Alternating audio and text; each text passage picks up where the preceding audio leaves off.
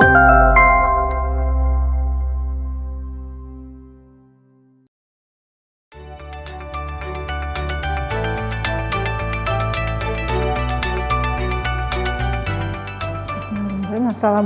warahmatullahi wabarakatuh. Alhamdulillah pada kesempatan kali ini kita akan mengadakan praktikum ya untuk blok 16 yaitu sistema urinaria. Dalam blok ini ada dua topik praktikum, yaitu pemeriksaan bakteri penyebab penyakit menular seksual dan yang kedua adalah pemeriksaan bakteriologi urin. Untuk kesempatan kali ini saya akan sampaikan untuk topik tentang bakteri penyebab penyakit menular seksual. Nah, sebelum kita memulai untuk melakukan pemeriksaan bakteri penyebab penyakit menular seksual atau kita kenal sebagai PMS, kita terlebih dahulu memahami apa saja bakteri-bakteri yang bisa menyebabkan PMS itu sendiri.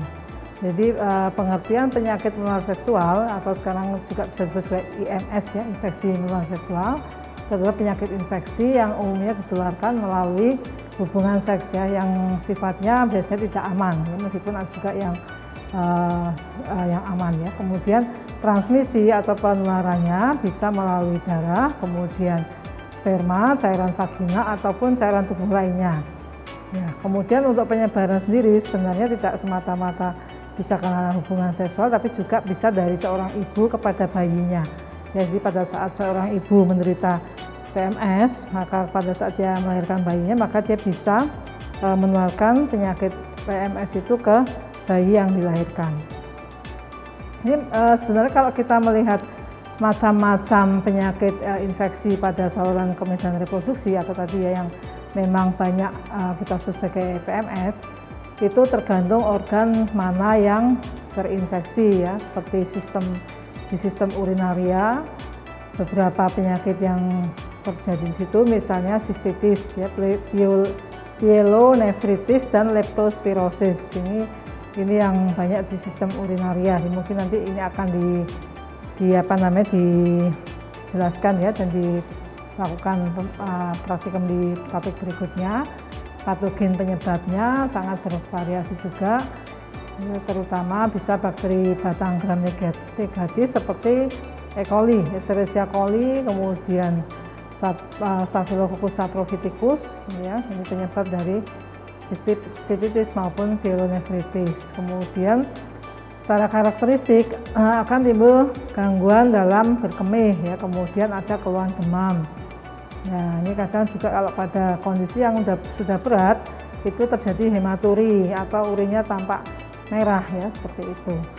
Nah, sedangkan kalau leptospirosis itu pada ada gejala nyeri kepala, nyeri otot, demam, bahkan sampai ada gagal ginjal. Nah, kemudian itu untuk urinaria. Untuk yang reproduksi yang paling banyak itu adalah gonore ya. Gonore, kemudian sebenarnya juga ada selain gonore, ada juga yang harus kita perhatikan adalah non-gonokokal uretritis, jadi radang pada uretra tetapi disebabkan oleh bakteri non-gonore ya. Kalau yang gonore penyebabnya adalah Neisseria gonore. Kemudian selain itu ada pelvic inflammatory disease atau PID. Nah, ini PID ini juga penyebabnya bisa NGO maupun chlamydia trachomatis. Ya, kalau yang tadi non-gonokokal penyebabnya bisa chlamydia, bisa mycoplasma. Ini adalah bakteria juga, kelompok bakteri yang inkomplit. Biasanya keluhannya pada pria itu nyeri pada saat buang air kecil ya. Nah, kemudian pasien pasti akan mengeluh disertai dengan adanya pus ya atau nanah. Tetapi kalau pada wanita biasanya asimptom ya, tanpa gejala sama sekali. Ya, tapi biasanya ada keluhan-keluhan seperti pada PID ya, PID. Kemudian ada nyeri abdomen yang sifatnya kronik ya, dia sakit di daerah perut yang lama ya, hilang timbul dan ada infertil. Ya. Nah, kemudian untuk penyakit yang lain ada sifilis, LGV dan vulvovaginitis. Ini juga banyak disebabkan oleh Treponema pallidum ini ya, tapi ini kita nggak praktikumkan. LGV ini juga oleh chlamydia. Kemudian yang ini mungkin nanti di praktek ya, di praktek itu sering kita temukan adalah vulvovaginitis ya, yang penyebabnya bisa oleh bakteri yaitu Gardnerella vaginalis atau oleh jamur yaitu Candida albicans. Ya, kemudian Kita untuk praktikum kali ini kita pelajari satu bakteri penyebab PMS yang banyak ditemukan ya, yaitu Neisseria, dan ini pasti nanti dalam praktek itu akan kita temukan kasusnya. Akhir-akhir ini cukup banyak kasusnya. Sifat dari Neisseria ini adalah bakteri yang mempunyai bentuk kokus ya, kalau kita cat dengan gram itu adalah gram negatif, tetapi dia berpasang-pasangan ya, sehingga kita sebut sebagai diplococcus. Kemudian itu secara mikroskopis kita bisa lihat. Kemudian untuk melihat secara makroskopis dari spesimen ini kita inokulasikan pada media selektif ya. Jadi untuk menumbuhkan bakteri Neisseria dibutuhkan media selektif namanya Thayer Martin, karena memang di situ ada kandungan zat-zat tertentu yang dibutuhkan ya, khusus untuk pertumbuhan Neisseria, karena memang dia membutuhkan kadar CO2 yang tertentu ya, dan O2 yang tertentu. Kemudian bersifat oksidase positif ya, karena dia punya sitokrom oksidase, ada 9 spesies. Yang terpenting ya terkait dengan penyakit pada manusia adalah dua ini ya, Neisseria gonorrhoeae atau kita kenal gonokoki, yang tadi banyak menyebabkan penyakit menular seksual, sementara satu lagi yang banyak berhubungan dengan penyakit pada manusia adalah Neisseria meningitidis ya, atau meningokoki. Nah, kalau meningitidis ini penyebab meningitis ya, jadi sering meningitis bakterial, penyebabnya adalah Neisseria ini. Ya. Ini kita lihat gambaran makroskopisnya. Nah, koloni kita tanam tadi ya, isolat misalnya dari sekret seorang pasien, misalnya laki-laki dengan keluhan tadi nyeri saat buang air kecil disertai ada nanah, keluar nanah, biasanya kita ambil sekretnya tadi, kita inokulasikan pada media selektif Thayer Martin. Kemudian kita inkubasi pada biasanya sungkup lilin itu, karena memang membutuhkan oksigen yang terbatas ya, dibatasi. Setelah kita inkubasi, maka keesokan hari bisa kita lihat bisa 24-48 jam ya, kita lihat adanya koloni-koloni yang bulat ya, cembung, warnanya agak putih keabuan seperti itu ya. Ini adalah koloni dari Neisseria gonorrhoeae. Kita bisa lihat ini ciri-cirinya, mukoid itu seperti berlendir gitu ya, cembung, mengkilat, menonjol, pigmen itu bisa negatif, bisa putih keabuan ya. Kemudian non hemolitik, tidak mengalami hemolisa, oksidasinya positif kalau kita uji dengan oksidase obligat aerob, kemudian mampu memfermentasikan karbohidrat yaitu glukosa ya terutama. Nah, ini tumbuh pada CO2 yang tinggi ya, membutuhkan 5-10%, maka tadi untuk inkubasi harus dengan sungkup lilin. Ya, jadi ini bisa kita lihat lebih jelas lagi di koloninya, bulat ya, cembung, mukoid, mengkilat, ada tadi dikatakan transparan ya, atau kalau kita juga beberapa tampak keabuan. Ini medianya Thayer Martin. Identifikasi selain dengan koloni, kita harus pastikan apakah memang itu koloni dari Neisseria gonorrhoeae.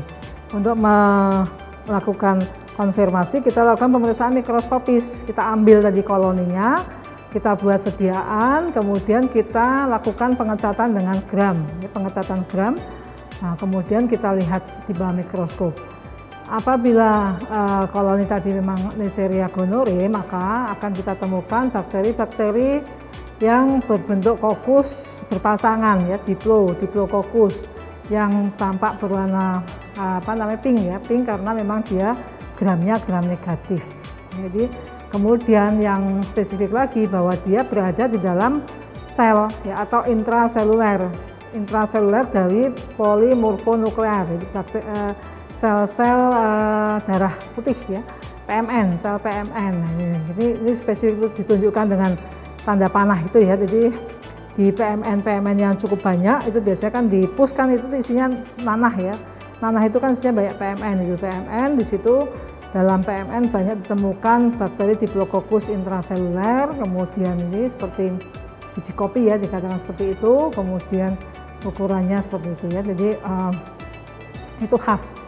Jadi cukup jelas, nanti biasanya di sekret kita lihat di cat gram, ada intraseluler Diplococcus negatif, itu sudah mengarah ke suatu Neisseria gonorrhoeae. Ini kita bisa lihat lagi lebih jelas ya, jadi Diplococcus itu ada yang ekstraseluler, ada yang intraseluler gitu ya. Jadi ada yang ekstraseluler, kemudian tadi untuk diagnostik itu adalah yang kita gunakan adalah yang intraseluler Diplococcus gram negatif. Itu sel PMN-nya, itu cukup banyak ya. Ya, itu tadi adalah gambar yang ada yang harus menjadi perhatian. Kalau itu tadi sampel itu kita ambil dari pasien laki-laki, itu bisa mengarah ke suatu diagnosa PMS yang disebabkan Neisseria gonorrhoeae. Tetapi kalau sampel tadi itu dari swab misalnya keputihan wanita, itu kita belum bisa menyingkirkan kemungkinan Neisseria yang komensal. Jadi memang kalau di dalam reproduksi wanita ya, terutama daerah vagina itu kan banyak flora normal ya. Jadi kadang-kadang itu adalah bakteri yang sebenarnya baik-baik saja di situ. Ya, jadi belum tentu dia sebagai patogen. Ya, nanti harus dipastikan lagi dengan uji hasil anamnesis maupun pemeriksaan fisik yang lain. Ya, kemudian Neisseria komensal. Ini adalah perbedaan Neisseria gonorrhoeae dengan meningitis tadi. Ya, jadi kalau kita lihat hampir sama ya, cuma di perbedaannya pada kemampuan memfermentasikan maltosa ya. Kalau yang gonorrhoeae itu negatif, meningitis maltosanya terjadi fermentasi, ada perubahan warna nanti, sama kapsul polisakaridnya ini yang menentukan virulensi ya, biasanya ya. Kemudian ukuran koloni lebih besar nih relatif saya kira ya. Kemudian predileksi kalau yang gonorrhoeae tadi pada alat kelamin, sementara kalau meningitis itu pada selaput otak ya, atau meningen. Ini uji gula-gula tadi, jadi kita itu yang dilingkari itu maltosanya, fermentasi maltosa. Pada yang meningitis maltosanya dia fermentasi ya, menjadi kuning. Kalau glukosa sama-sama dia memfermentasikan glukosa. Lalu yang membedakan apa itu adalah kemampuan fermentasi maltosa pada yang meningitis, sementara pada yang gonorrhoeae dia tidak bisa fermentasi maltosa. Ini namanya uji gula-gula ya, uji gula. Ini untuk patogenesisnya. Jadi tadi Neisseria gonorrhoeae itu masuk melalui selaput lendir ya, terutama di traktus genitalia dan traktus urinarius ya. Bisa juga di rektum dan tenggorok ini. Nah, ini juga mungkin terkait dengan tadi perilaku seksual yang tidak normal tadi ya, tidak umum, kemudian mengalami supurasi akut atau peradangan kronis. Kalau yang kronis nanti akan terjadi fibrosis ya. Nah, pada laki-laki menimbulkan tadi tergantung organ-organ yang terdampak ya. Kalau sampai ke prostat ya prostatitis, kalau di epididymis ya epididimitis ya, kemudian sampai yang awal biasanya di uretritis. Jadi kalau sudah ada penjalaran ascendens itu nanti bisa ke organ-organ yang lebih atas. Demikian juga pada wanita bisa awalnya uretritis ya, vaginitis di vagina, di uretra, kemudian karena itu nanti berhubungan dengan rahim nanti bisa terjadi endometritis di endometrium ya, di lapisan dalam dari uterus, atau masuk ke mesosalpingitis, ini ke organ-organ penggantung ya dari organ reproduksi. Bilang yang mana? Dari atas Pak? Sampai bawah sih sudah.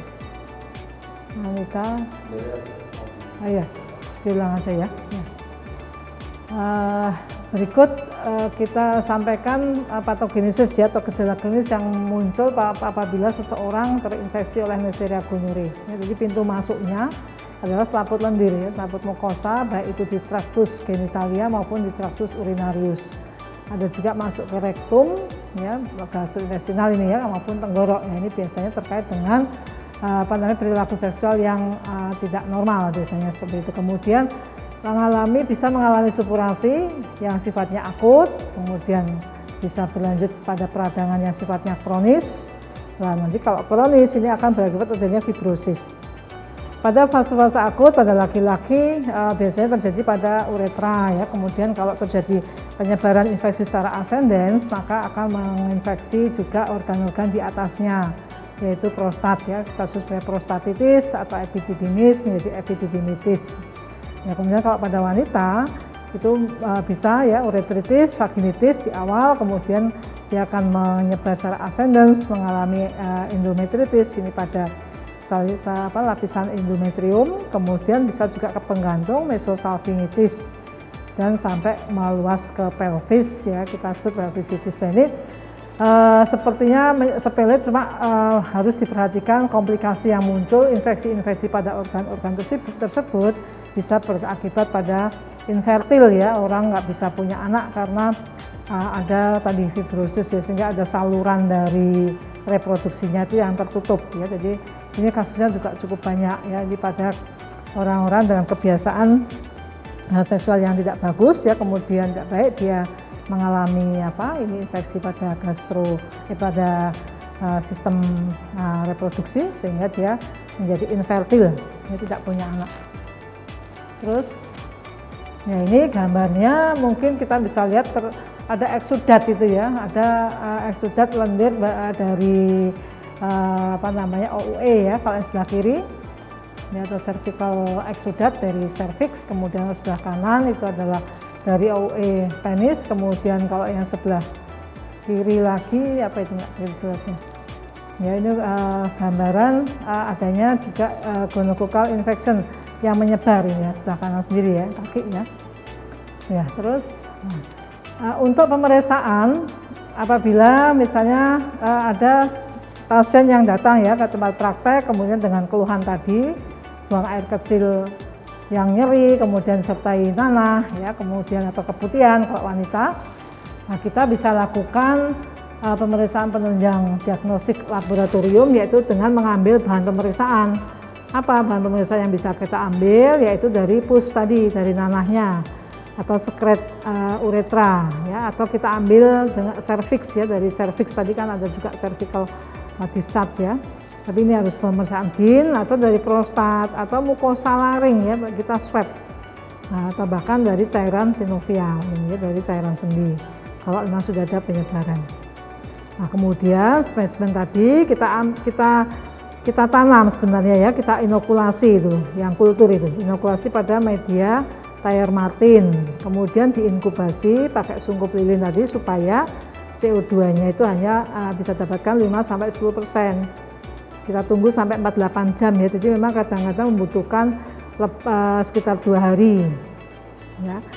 Nah, itu kita kultur. Selain kita kultur spesimen tadi, kita juga lakukan pemeriksaan mikroskopis, caranya dengan membuat sediaan apus tadi, kemudian dilakukan pengecatan gram. Nanti kalau memang ada kita temukan bakteri Neisseria gonorrhoeae, maka kita dapatkan gambaran mikroskopis Diplococcus ya, kemudian biji kopi seperti biji kopi ginjal itu, kemudian berada di dalam sel PMN.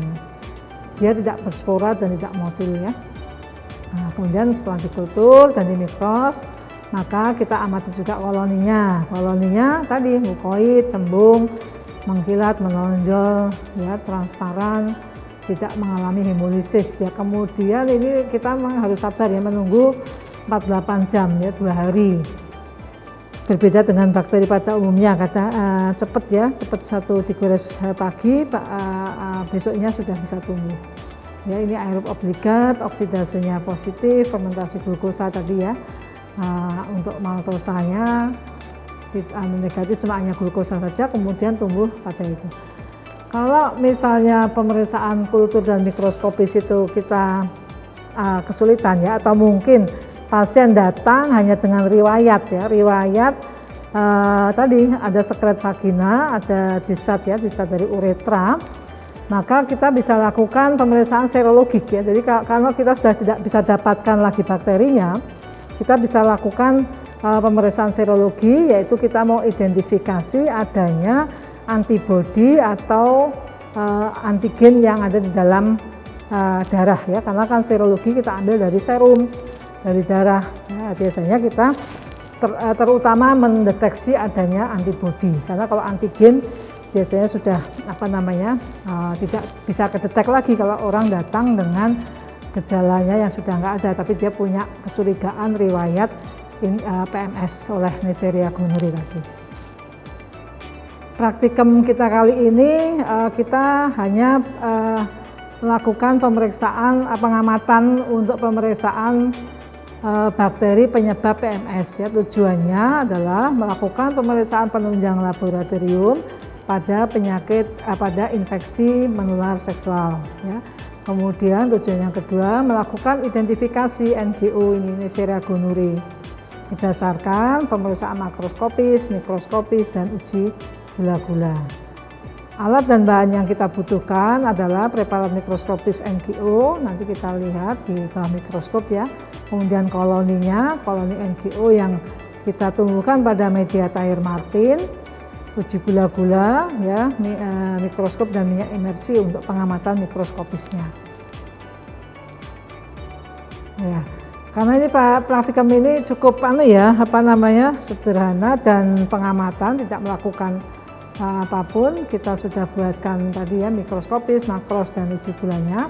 Maka nanti kalian harus lakukan juga diskusi skenario berikut. Ya, seorang laki-laki 30 tahun mengeluh sejak 2 hari yang lalu terdapat luka di kemaluan ya, kemudian mengeluh nyeri saat buang air kecil disertai keluar nanah. Nah, ini sudah suatu kata kunci ya, clue yang cukup jelas. Nah, clue berikutnya adalah ini 5 hari yang lalu pasien berhubungan dengan PSK. Jadi karena memang PMS ini terkait dengan perilaku seksual yang nggak menyimpang ya, yang tidak benar ya, tidak baik misalnya. Jadi biasanya pasien kita tanya ya dari riwayat, apakah dari riwayat berhubungan dengan PSK ya. Kadang-kadang pasien ada yang mengaku, ada juga yang tidak mengaku ya, tapi sebenarnya kita bisa lacak. Kemudian hasil pemeriksaan ini terlihat keluar sekret purulen ya, jadi dari OUE, orificium uretra ya, eksternum, yang disertai adanya kemerahan atau inflamasi. Nah, kemudian pasien disarankan untuk periksa ke laboratorium mikrobiologi. Nah, silakan ini kasus tadi didiskusikan dengan asisten dosen ya. Tugas mahasiswa nanti melakukan pengamatan ya, dan menggambar hasil pemeriksaan mikroskopis. Yang kedua, pengamatan dan menggambar hasil kultur Neisseria gonorrhoeae pada media Thayer Martin. Yang ketiga, pengamatan dan menggambar hasil uji gula-gula, ya, maltosa, glukosa dan sukrosa, ini sudah ada gambar di slide tadi ya. Kemudian melakukan diskusi skenario dan membuat laporan hasil pengamatan. Baiklah, kita akan melakukan pemeriksaan bakteri penyebab PMS. Ya, ada beberapa tahap tadi ya pemeriksaan. Kita mulai dulu dengan pemeriksaan mikroskopis, yaitu kita melakukan pemeriksaan mikroskopis dari sediaan apus yang kita sudah buat dari sampel sekret ya, sekret uretra yang kita buat sediaan apus, kemudian kita cat gram ya, kita lakukan pengamatan di bawah mikroskop ya. Kita awali dengan pembacaan di bawah mikroskop ya, dengan lensa objektif 10 dulu ya, kemudian kita cari fokus, kemudian kita dapatkan fokus, setelah itu baru kita geser ke lensa objektif 100 kali. Untuk objektif 100 kali kita butuhkan minyak imersi ya, supaya ada fokus yang lebih bagus. Kita tambahkan imersi, kemudian kita lihat kebesaran 100 ya untuk objektifnya. Kita lihat di bawah mikroskop ya, ini kita lihat gambaran bakteri tadi ya, kita tahu Diplococcus gram negatif intraselular dalam sel-sel PMN ya, sel PMN. Diplococcus intraselular ini menunjukkan dari Neisseria gonorrhoeae. Ya, kemudian berikutnya kita lakukan identifikasi. Yang lain adalah hasil dari pemeriksaan makroskopisnya ya. Kita dapatkan koloni seperti ini, koloni mikroskopis dari Neisseria gonorrhoeae, di mana kita dapatkan sebelumnya dari sampel sekret uretra tadi kita inokulasi pada media Thayer Martin, kita inkubasi selama 48 jam ya. Kita lihat ada koloni putih, cembung, mukoid, kemudian tampak tidak hemolisis ya, non hemolitik. Ya, ini adalah koloni dari Neisseria gonorrhoeae. Untuk lebih memastikan apakah ini Neisseria gonorrhea ataukah bukan, maka kita bisa lakukan dengan pemeriksaan uji gula-gula. Ya. Uji gula-gula itu kita menggunakan 3 macam gula, ya, yaitu fruktosa, maltosa, dan glukosa. Ya, kita amati kemampuan untuk fermentasi. Jadi apabila bakteri tersebut mampu memfermentasi, maka media ini yang semula merah itu dia akan berubah menjadi kuning, ya, karena dia ada fermentasi dari bakteri tersebut. Ya, kalau kita lihat pada Neisseria gonorrhoeae dan meningitis itu kalau terhadap fruktosa sama-sama tidak mempunyai kemampuan fermentasi. Ini sama-sama merah. Demikian juga kalau terhadap glukosa, meningitis maupun gonorrhoeae ini dia mampu memfermentasikan glukosa. Perbedaan antara meningitis dengan yang gonorrhoeae itu adalah pada maltosa, ya. Kalau maltosa pada gonorrhoeae dia tidak mampu tidak bisa memfermentasi sehingga tetap berwarna merah, ya. Sementara kalau pada yang meningitis dia mampu memfermentasikan maltosa sehingga dia berubah menjadi kuning. Ya, itu yang nanti membedakan. Jadi setelah kita ambil dari sekret tadi, kita koloni tadi, ya, koloni itu kita masukkan pada media gula-gula tersebut, kita amati. Setelah kita inkubasi, kita amati bagaimana adanya kemampuan fermentasi tersebut. Nah, saya kira itu yang nanti bisa kita lakukan untuk mengidentifikasi bakteri penyebab PMS, dalam hal ini adalah Neisseria gonorrhoeae. Ya, jadi kita sudah selesaikan praktikum untuk identifikasi bakteri penyebab PMS, yaitu Neisseria gonorrhoeae salah satunya. Ya, untuk tugas selanjutnya silakan mahasiswa membuat laporan, ya, laporan sesuai dengan tadi pemeriksaan yang harus dilakukan, mikroskopis, makroskopis, dan uji gula-gula. Selain itu juga silakan tugas di skenario, yaitu dilakukan diskusi dan dituliskan pada laporan. Demikian untuk praktikum topik pemeriksaan bakteri PMS. Semoga bermanfaat. Kita akhiri. Wassalamualaikum warahmatullahi wabarakatuh.